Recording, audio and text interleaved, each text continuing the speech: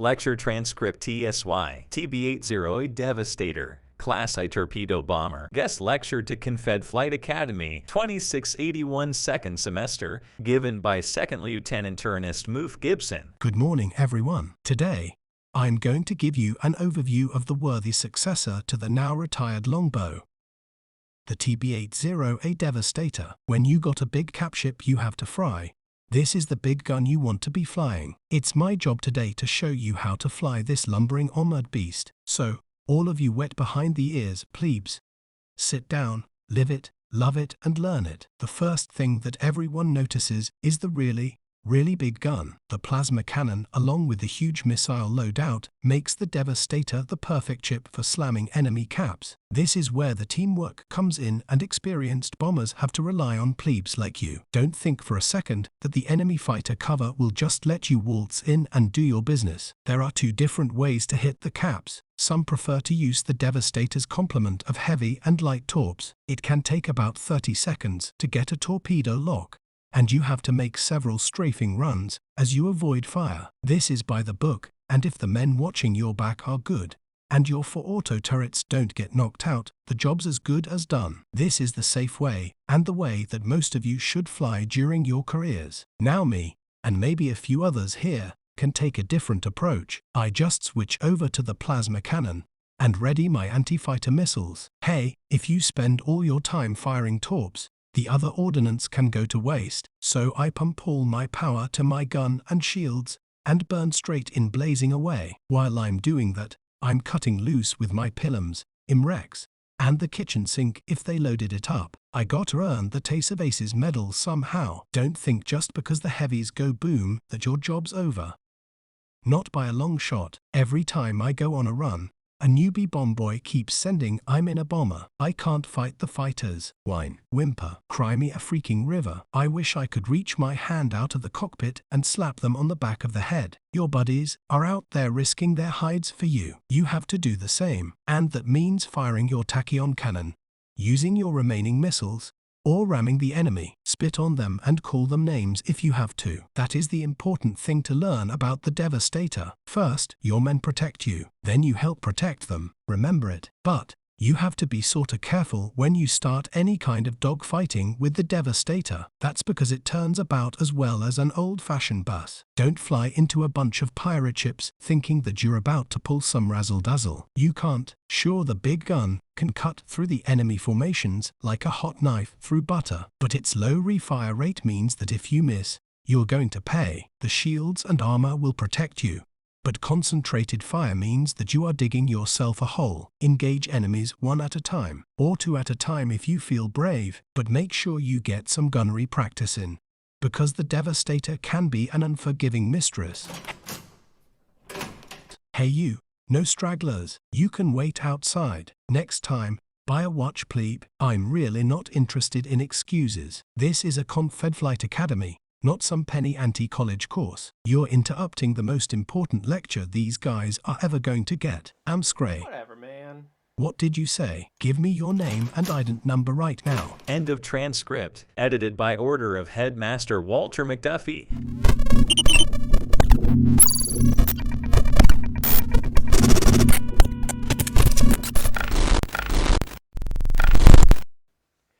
Personal log 2681.98.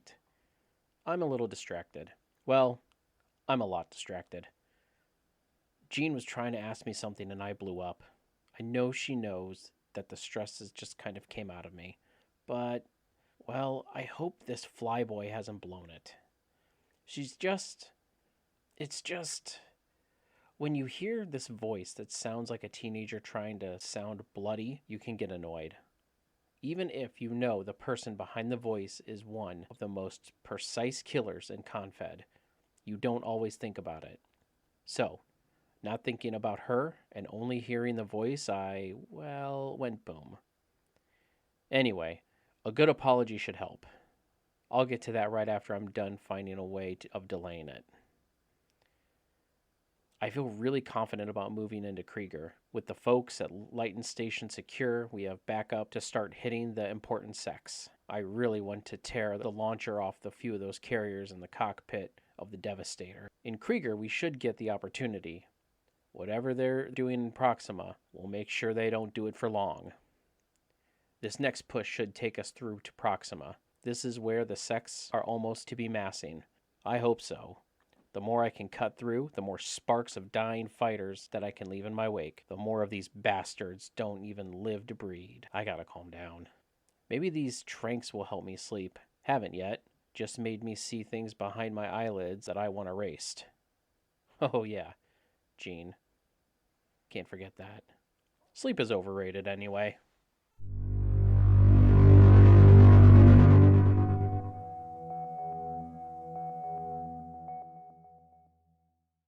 T.C.S. Cerberus, Captain Report 2681.97. Now the next phase of this strip is pretty damn critical. We managed to get out of Lighton, and we just have to push through to Proxima. AL says that they believe the aliens are up to something in Proxima. God only knows what, but something. As far as I'm concerned, that something revolves around a bunch of humans getting killed. So we're going to have to teach them a lesson. You did a good job back there with the Lighton outpost. By keeping her alive, we have the momentum we need to move into the Krieger system. The Krieger starbase should be the first sight we see when we come out of jump. Of course, some bugs could be mixed in with that vision, so be prepared to scramble if necessary. There are a bunch of big bugs to kill here. More alien capital ships have been reported in Krieger and Proxima than were seen in the entire first offensive you boys were in on the Midway. Our boys and girls have been busy cutting a hole in those forces, and it's time for us to show them we're as tough.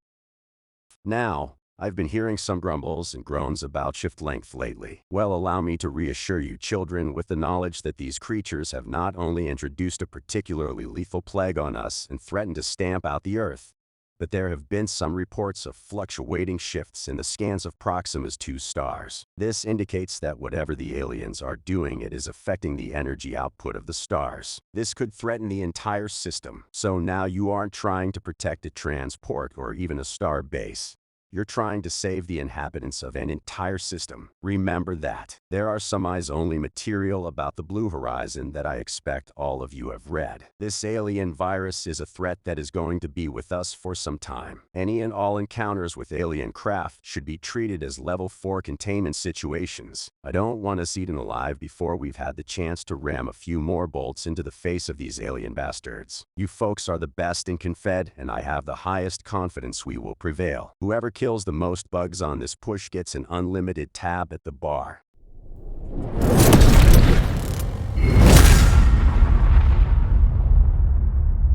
From Lieutenant Lance Frost Casey. Subject, invitation. Hi. I know you're mad about... Anyway, you know what you're mad about. I'm sorry. I was never that scared during our first alien campaign. I just dove in and tried to overcome the shadow of Dad. I felt a lot of pain and guilt over Hawk and Blair and Dallas and the countless others. But I never felt scared. Getting the letter from Mom didn't help. Sort of punched me in the stomach. I could see her and could see the price of failure. For the first time, I really felt the burden, you know? Then I thought of you. The price quadrupled, and the fear made me shake. I've been keeping it in, and even now, am forced to type it rather than recognize it. It built up, and came out when I saw a way. That way just happened to be aimed in the wrong place. I know it's okay to be scared. I can handle it. Just not used to it yet. It's not okay having you angry. And I'm sorry I was responsible for that. Meet me for a drink?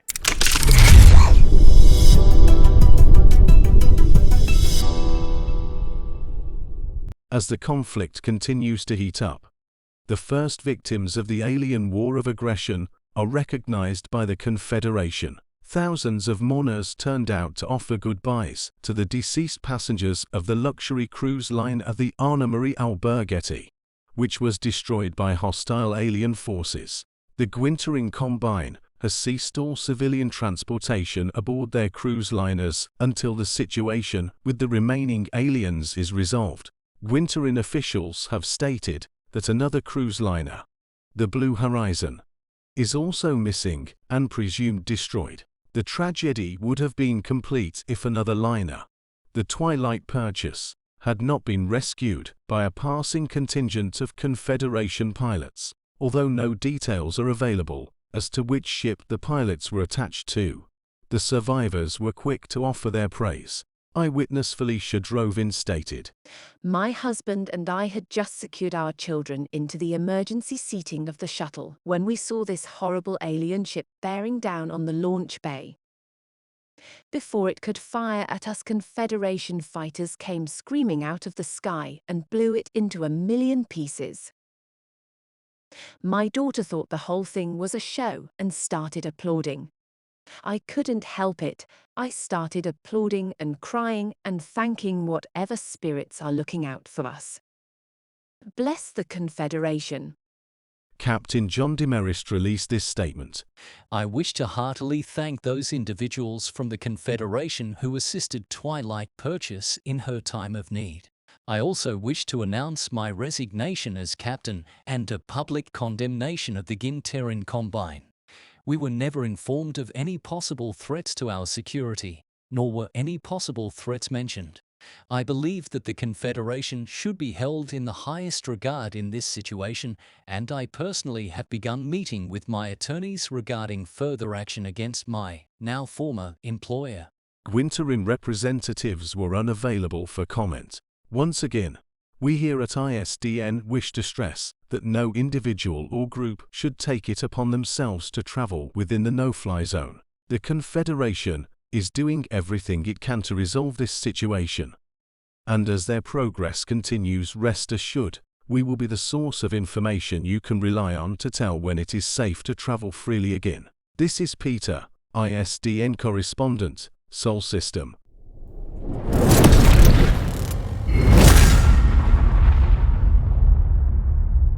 From Lieutenant Jean Stiletto Talbert. Subject, reply, invitation. Listen, we have better things to be worrying about right now. You were mad. I was mad. We're both scared. And the work hasn't stopped coming at us. Neither of us have time for complications like this. The last thing I want is our friendship to be impacted in any way. When I took control of my first fighter, I was a scared teenager with so much sweat that I got a heat rash under my helmet. When I waxed my first pirate, I threw up in the cockpit. It takes time to control the adrenaline and carry the weight of being a hero. You've done incredible things, Casey, but you're still human. I'm glad to see you know that.